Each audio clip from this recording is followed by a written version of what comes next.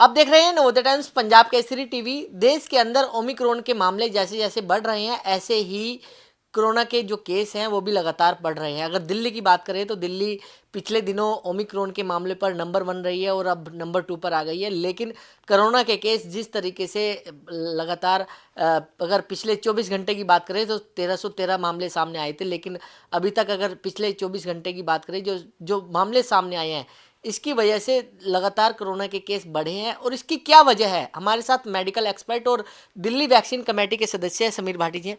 भाटी जी, जैसे जैसे ओमिक्रॉन के मामले बढ़े हैं, ऐसे ऐसे कोरोना के केस भी लगातार बढ़ रहे हैं। पहले 30-40 प्रतिदिन आ रहे थे, लेकिन अगर पिछले 15 दिन बाद आज की बात करें तो 1313 मामले सामने आए हैं। क्या वजह है इसके पीछे? बिल्कुल। देखिए इसमें जिस तरह से आपने सवाल पूछा कि कोविड केस और ओमिक्रॉन, कि अच्छा ओमिक्रॉन बढ़ रहा है तो कोविड के केस भी बढ़ रहे हैं। जो ओमिक्रॉन है वो कोविड ही है, मतलब कोविड-19 का ही एक वेरिएंट है। ऐसा नहीं है कि कोई नया वायरस आ गया, वायरस वो सेम है। हाँ, इस वायरस ने अपना रूप स्वरूप बदल लिया है।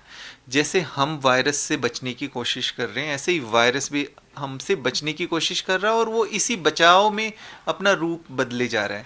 तो जैसे हम बात भी कर रहे हैं कि अभी ये वाला जो नया इसका रूप आया है वायरस का, ये ज़्यादा संक्रामक है, तो इस वजह से केसेस बढ़ रहे हैं। अब केसेस में हम बात करें कि ऐसा नहीं है कि इंडिया के अंदर या किसी एक कंट्री में, ओवरऑल ग्लोबली डेटा देखें, सब जगह केसेस बढ़ गए। तो केसेस बढ़ गए हैं तो निश्चित तौर पे वो नए वाले वेरिएंट के केसेस ज़्यादा बढ़े हैं। नया वायरस आ गया, डेल्टा वेरिएंट तो पहले से था ही, एक ओमिक्रॉन वेरिएंट भी आ गया, पर डेल्टा में जैसे हमने देखा कि हिंदुस्तान के अंदर नंबर्स कम होना शुरू हो गए थे धीरे धीरे। दिल्ली की भी मैं बात करूं तो जुलाई के बाद तो बिल्कुल कम होते होते दिसंबर के अंदर हमारे पास 40-50 केसेस आ रहे थे, पर एकदम से 40-50, और वो रुके हुए थे, मतलब 6 महीने से उसी नंबर्स पे कम। और दिसंबर में, अभी दिसंबर एंड में आते आते एकदम से 600 केस हो गए, 600 के बाद फिर 1200-1300 कल केस हो गए, है ना। तो वो अब जो आ रहे हैं, मैं समझता हूँ कि उसमें नया वाला जो वेरिएंट है ओमिक्रॉन, उसके ही केसेस ज़्यादा आ रहे हैं जी।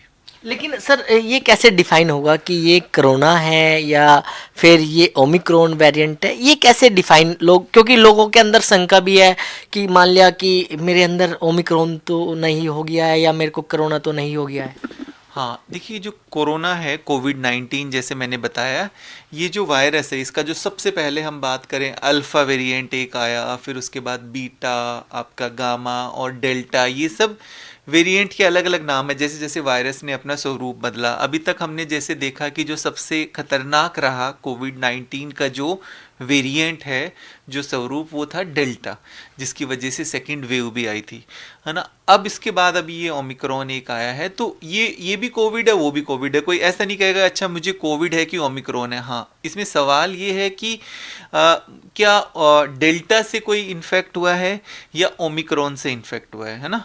तो यहाँ पर अभी ये बहुत ज़्यादा ज़रूरी नहीं है जानना, क्योंकि अभी हम कुछ टाइम पहले तक बात कर रहे थे कि जो सबसे ज़्यादा सर्कुलेट हो रहा था वो था डेल्टा। अब पर हम कह रहे हैं कि जो सबसे ज़्यादा सर्कुलेट हो रहा है वो है ओमिक्रॉन। ठीक है, तो अभी जो जांच की जाती है, अगर कोई भी अपनी जांच कराते हैं, उसके अंदर ये पता लग जाता है कि आपको संक्रमण है या नहीं। ये नहीं पता लगेगा उसके अंदर कि आपको ओमिक्रॉन है कि आपको डेल्टा है। ठीक है ना, वो हम क्या होता है, जो उसके पॉजिटिव सैंपल होते हैं वो दोबारा से फिर लैब में जाते हैं, स्पेशल लैब के अंदर, जहाँ पर पता लगता है कि इनको ओमिक्रॉन है कि डेल्टा वेरिएंट है। लेकिन सर, इसके जो वेरिएंट है, जो ओमिक्रॉन है, इसके क्या क्या सिम्टम्स जो है वो देखने के लिए मिल रहे हैं? अब इसमें क्या होता है कि जैसे लक्षण बड़े मिक्स से होते हैं, मतलब जब हम बात करते हैं, देखिए ज़्यादातर देखा जाता है सर्दी खांसी जुकाम जो नॉर्मल फ्लू होता है उसमें भी उस तरह के लक्षण होते हैं कि आपका गला ख़राब है, आपको जुकाम है, आपको हल्का फुल्का कफ है ना। डेल्टा के अंदर ये वाले लक्षण थे ही थे, तो ओमिक्रॉन के अंदर भी कुछ ये लक्षण भी है, कुछ नए लक्षण ज़्यादातर जैसे शुरुआती दिनों से देखे गए थे, जो साउथ अफ्रीका से रिपोर्टेड हुए थे, वो भी कि भाई लोगों में बहुत ज़्यादा थकान देखी गई, थोड़ा गला खराब, ये सब चीज़ें देखी गई। दूसरा इसमें ये भी है, जैसा डेल्टा में देखा या जो सबसे पहला वाला वेरिएंट था, कि कोई सिम्टम ही नहीं, ऐसे भी काफ़ी सारे लोग हैं। क्योंकि जब कई बार कोई लोग जांच कराने आते हैं कि उनसे पूछा जाता है आप क्यों करा रहे हो, तो उनका होता है कि हमें ट्रैवल करना है और उनको कोई लक्षण नहीं है, पर टेस्ट किया तो पॉजिटिव। तो आप एसिम्टमेटिक भी हो सकते हैं, मतलब कोई लक्षण नहीं, और आपको सिम्टम्स भी हो सकते हैं, बट सिम्टम्स में कॉमन सिम्टम जैसे मैंने बताया, मांसपेशियों में दर्द, जोड़ों में दर्द, बुखार भी आना इसका एक सिम्टम है, इसके अलावा सर दर्द। तो कोई भी किसी भी तरह के लक्षण हो, यहाँ पे जानना ही ज़रूरी है कि ऐसे हम डिफरेंशिएट नहीं करते कि इसको डेल्टा हो सकता है या इसको फ्लू हो सकता है या इसको ओमिक्रॉन हो सकता है। अगर कोई लक्षण है तो सबसे पहले एक हमारी जिम्मेवारी है कि हम अपने आप को आइसोलेट कर लें, पूरी ठीक तरह से मास्किंग वगैरह पहने, सभी तरह की सावधानियां बरतें ताकि हम उसको स्प्रेड ना करें। फिर अपनी जांच जरूर करा लें। लेकिन सर आपने कहा कि जांच तो जरूर करा ले, लेकिन मौसम में बदलाव हो रहा है तो ऐसे में क्या होता है कि बुखार, गर्मी और सर्दी, क्योंकि लगातार दिन में धूप निकलती है, शाम को सर्दी हो जाती है, तो लोगों को लगता भी है कि यार कोई नहीं, वो मौसम चेंज हो रहा है तो कहीं ना कहीं सर्दी और गर्मी हो गई है, तो क्या इसके बीच में भी टेस्ट कराने की ज़रूरत है? हाँ, देखिए जब पेंडेमिक कोई होता है ना, जब हम कहते हैं एक महामारी चल रही है पूरी वर्ल्ड के अंदर सब जगह, तो जब कोई पेंडेमिक चल रहा होता है तो उस समय सबसे पहले हमारा ये देखना होता है कि कोविड तो नहीं है, तो इसलिए टेस्ट करा के ये रूल आउट हो जाता है कि अच्छा कोविड नहीं है, ओके। इसके अलावा फिर क्या हो सकता है, अच्छा कॉमन जो कोल्ड और आपको सीजनल फीवर, या बट सबसे पहले वही, क्योंकि अभी जो सबसे ज़्यादा ट्रांसमिशन हो रहा है वो तो कोविड का ही है।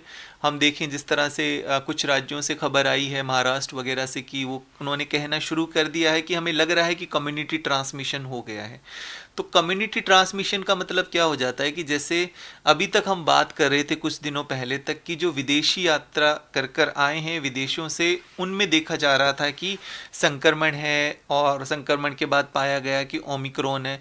पर अब जिनका पॉजिटिव आ रहा है, जिनको ओमिक्रॉन से भी जो ग्रसित हुए हैं, जिनका पॉजिटिव आया ओमिक्रॉन, तो उनसे जब पूछा जाता है तो उनका कोई ऐसे विदेशी यात्रा का कोई इस तरह की कोई वो हिस्ट्री नहीं देते, या ऐसा भी नहीं कहते कि कोई विदेश यात्रा से लौट कर आया था वो उसके संपर्क में आए, तो ऐसी भी कोई हिस्ट्री नहीं है। तो इस वजह से अब वायरस एक कम्युनिटी के अंदर आ गया, तो इस समय कोई भी लक्षण होता है ना, तो इसलिए हमें टाइम टू टाइम देखना पड़ता है। तो सबसे पहले जांच करने से एटलीस्ट आपको क्लियर हो जाएगा कि ये है कि नहीं। पर इसमें एक चीज़ और है, कई बार लोग जांच करा लेते हैं और नेगेटिव आता है तो उनको लगता है हमें नहीं है। नहीं, फिर भी आपको ध्यान रखना है कि ज़रूरी नहीं है कि आपने जांच कराया, क्योंकि कई बार हो सकता है उसमें ना भी आए, काफ़ी सारे कारणों की वजह से हो सकता है टेस्ट में ना आए। पर यहाँ पर सबसे महत्वपूर्ण हो जाता है, जब तक आपको सिम्टम है तब तक आपको अपने आप को पूरी सावधानी बरतनी है, पूरी प्रिकॉशन लेने हैं, डबल मास्क लगाना है या N95 मास्क लगाना। लेकिन सर जिन्होंने वैक्सीन लगवाई है, जिनको डबल डोज लग गई है, उनको भी जो है ओमिक्रॉन या फिर कोरोना दोबारा से होने लग गया है? देखिए इसमें एग्जांपल मैं आपको देता हूँ यूके का। अगर हम बात करें इंग्लैंड की, यूके के अंदर तो वैक्सीनेशन काफ़ी ज़्यादा हुआ है, लोगों को काफ़ी वैक्सीन लगा है, पर उनमें भी संक्रमण देखा गया है। इवन जब साउथ अफ्रीका के जो हमारे केसेस थे उनके अंदर भी वैक्सीन लगी हुई थी। और सबसे ज़्यादा महत्वपूर्ण इसमें जानने वाली बात यह है कि हमारे पास जो सबसे पहले बाहर से जो ट्रैवलर आए थे, उन ट्रैवलर का जब हमने देखा वो तो सभी ज़्यादातर वैक्सीनेटेड थे, मैक्सिमम लोग उनमें वैक्सीनेटेड लोगों में जो है ये पाया गया, उनका टेस्ट पॉजिटिव था। उसके बाद उनका जीनोम सीक्वेंसिंग किया तो उनमें ओमिक्रॉन आया। तो डबली वैक्सीनेटेड है तो भी देखिए शुरू से ये बताया जा रहा है कि वैक्सीन आपको संक्रमण से नहीं बचाएगी। वैक्सीन का काम है आपको बीमारी की गंभीरता से बचाना, आपको हॉस्पिटलाइज्ड होने से बचाना, आपको आईसीयू से बचाना, है ना। तो ये वैक्सीन का काम है। तो अब जो लोग देखे भी जो बाहर से आए थे जिनका पॉजिटिव आया, बट उनमें कोई गंभीरता बीमारी की ऐसी नहीं देखी गई क्योंकि वो वैक्सीनेटेड थे। और बाहर भी देखें तो हम ज़्यादातर जो लोग वैक्सीन लगवाने के बाद जिनको संक्रमण भी हो रहा है उनमें बीमारी की गंभीरता नहीं देखी जा रही। बीमारी की गंभीरता उन्हीं में देखी जा रही है जो नॉन वैक्सीनेटेड है, चाहे आप यूके की बात कर ले, चाहे आप यूएसए की बात कर लें। और इंडिया में भी फ़िलहाल अभी जितने भी केसेस देखे गए हैं उनमें हल्के फुल्के सिम्टम्स देखे गए हैं। तो वैक्सीन लगने के बाद निश्चित तौर पे, क्योंकि ये जो वेरिएंट है ये काफ़ी ज़्यादा संक्रामक है, तो संक्रमण आपको हो सकता है, पर निश्चित तौर पे हॉस्पिटलाइज होने से आपको बचाएगा। पर यहाँ पर ज़्यादा ज़रूरी है हमें उन लोगों का ख्याल रखना, ध्यान रखना जिनको कोई अन्य गंभीर बीमारियाँ भी हैं, तो उनके ऊपर वेरिएंट का किस तरह का इफ़ेक्ट होगा ये अभी देखना बाकी है। लेकिन सर आपने राज्यों की बात करी, राज्यों की अगर बात करें तो दिल्ली, महाराष्ट्र, गुजरात, यहाँ पर जो केस जो हैं ओमिक्रॉन के वो ज़्यादा देखने को मिल रहे हैं, इसके पीछे वजह क्या है? इसके पीछे देखिए 2-3 वजह हो सकती है। जब हम बात करते हैं किसी एक राज्य की, स्पेशली अगर हम बात करें हमारी जो मेट्रो सिटीज़ हैं, चाहे आप दिल्ली की बात करिए, आप मुंबई की बात करिए, आप कलकत्ता की बात करिए, चेन्नई की बात करिए, यहाँ पर पॉपुलेशन बहुत ज़्यादा है, डेंसिटी बहुत ज़्यादा है ना। तो जहाँ पर डेंसिटी ज़्यादा होगी, लोगों का मूवमेंट ज़्यादा होगा। जहाँ पर हम देख रहे हैं यहाँ पे खैर जितनी ज़्यादा भीड़ भाड़ होती है उतनी छोटी जगहों में नहीं होती। इसके अलावा यहाँ पर इंटरनेशनल ट्रैवल काफ़ी ज़्यादा है। तो ये सब कारण है कि इनके यहाँ पर टेस्ट यहाँ पर जो है ज़्यादा नंबर्स दिखते हैं। हाँ, दूसरा ये भी है कि जैसा यहाँ पर टेस्टिंग की जो फैसिलिटीज़ है वो ज़्यादा है, ज़्यादा टेस्ट हो पा रहे हैं तो ज़्यादा केस डिटेक्ट हो पा रहे हैं। तो ये कुछ कारण हैं, ऐसा तो होता ही है अक्सर। और बाहर की भी बात करें तो बाहर भी आप देखेंगे कि बाहर भी जो बड़े शहर हैं वहाँ पर पहले जो है ज़्यादा आपको दिखेंगे नंबर्स, छोटे शहरों के अंदर कम होते हैं। लेकिन सर पहले डेल्टा और उसके बाद ओमिक्रॉन, क्या लगता है कि जो बूस्टर डोज अब आ रही है मार्केट के अंदर, क्या लगता है कि उससे ओमिक्रॉन पर कोई फ़ायदा मिलेगा या फिर कैसे उसका वर्क होगा? हाँ, देखिए जैसे हम पहले से ही बात कर रहे थे बूस्टर की, खैर अभी बात नहीं कर रहे थे, बूस्टर की बात पहले से भी चल रही थी कि 1 साल के बाद या कुछ समय के बाद तो निश्चित तौर पे एक और डोज लगेगी, है ना। तो वो पहले से चल रहा था, पर क्योंकि अब एक ये नया वेरिएंट भी आ गया तो यहाँ पर ये चीज़ ज़रूरी हो जाती है कि हमारे जो हेल्थ केयर वर्कर्स हैं, फ्रंटलाइन वर्कर है, हेल्थ केयर वर्कर जिनको जो है ये सारी हॉस्पिटल हेल्थ केयर इंफ्रास्ट्रक्चर के साथ साथ हमारी जो हॉस्पिटल की मैन पावर है जिसमें डॉक्टर, पैरामेडिकल स्टाफ है, ये है, इन लोगों को पिछली जनवरी में लगी थी तो लगभग 1 साल होने वाला है। तो इसलिए इनको प्रायोरिटी पे अब एक डोज देने की ज़रूरत है। यहाँ पर अभी हम ये नहीं देख सकते कि ये ओमिक्रॉन से कितना प्रोटेक्शन मिलेगा। आपको डोज दे दी तो जैसे हम डेल्टा की भी बात करें तो डेल्टा पे भी हमारी जो वैक्सीन थी उसका प्रोटेक्शन रहा था। हालांकि वैक्सीन जब बनी थी वो शुरुआती जो फर्स्ट हमारा वेरिएंट आया था उसके अनुसार बनी थी, पर फिर भी उसने डेल्टा पे काम किया। हाँ, ओमिक्रॉन पे हो सकता है उतना काम ना करे पर काम ज़रूर करेगी। पर जितना भी देखा जा रहा है डेटा अभी तक आया है, जो लोग वैक्सीनेटेड हैं तो उनको बीमारी की गंभीरता होने से सुरक्षा ज़रूर मिल रही है। तो इसलिए अभी जो प्रायोरिटी की भी है सरकार ने कि सबसे पहले जो हेल्थ केयर इंफ्रास्ट्रक्चर वाले, हेल्थ केयर हमारे वर्कर्स हैं, फ्रंटलाइन वर्कर्स हैं, उनको वैक्सीन लगाई जाएगी। और जैसे कि 15 से 18 साल के बच्चों के लिए भी अप्रूव हो गई है कोवैक्सीन, तो उनको वो लगाई जाएगी। और इसके अलावा हमारे जो बुजुर्ग हैं 60 ईयर्स और जिनको कोई और अन्य गंभीर बीमारी है उनको भी वैक्सीन लगाई जाएगी। पर इसके बाद एज ग्रुप और कम होता चला जाएगा फेस्ड मैनर में। बाकी जो इससे कम एज वाले हैं उनको भी लगना शुरू हो जाएगा। लोगों के लिए कोई मैसेज देंगे सर आप? हाँ, ज़रूरी है देखिए अभी सावधानी बरतना, क्योंकि इसमें 2-3 चीज़ें हैं। एक तो जिस तरह से हम नए साल के करीब हैं और बहुत सारे सेलिब्रेशंस होते हैं, तो उन सेलिब्रेशन से, गैदरिंग से आपको बचना है ज़रूर। आप सोच रहे हैं कि बाहर रिस्ट्रिक्शंस हो गई है, बाहर गैदरिंग नहीं हो रही, तो हम घर में ही एक गेट टुगेदर कर लें। देखिए वो भी बहुत ज़्यादा ज़रूरी है क्योंकि ये संक्रामक ज़्यादा है, तो घर में भी आपको सावधानी बरतनी है। इस तरह की कोई आप बहुत ज़्यादा भीड़ भाड़ का कोई प्रोग्राम घर के अंदर भी ना करें, क्योंकि वो भी उसमें भी संक्रमित कोई पर्सन हो सकता है। तो इसलिए आपको वहाँ पर निश्चित तौर पर ध्यान रखनी है। और थोड़े से अपने जो ट्रैवल के प्लान है उसको थोड़ा आगे अभी एक्सटेंड कर लीजिए, क्योंकि इस समय संक्रमण दर ज़्यादा है। तो कहीं ना कहीं ऐसा नहीं है कि आपको लगता है कि हम अपने शहर से दूसरे शहर में चले जाते हैं, संक्रमण तो हर तरफ है।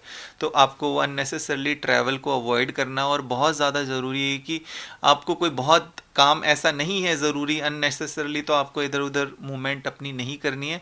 सबसे ज़्यादा हम लोगों का मकसद है, सबका मकसद है कि भाई हमारी जीविका भी ठीक से चलती रहे और हम इस बीमारी को भी, कोविड को भी, अपने देश के अंदर संक्रमण दर को जितना हो सके हम कम करते रहें। तो इसमें सरकारों का और बाकी सबका, हम सबका सहयोग होना बहुत ज़्यादा ज़रूरी है, तभी हम इस संक्रमण दर को कम कर पाएंगे। और ये जो थर्ड वेव की बात कर रहे हैं, इस थर्ड वेव को भी हम, इसकी जो इंटेंसिटी है उसको कम कर पाएंगे और इसको टाल पाएंगे। तो बिल्कुल ये थे मेडिकल एक्सपर्ट समीर भाटी, जिन्होंने कोरोना के नए वेरिएंट ओमिक्रॉन के बारे में जानकारी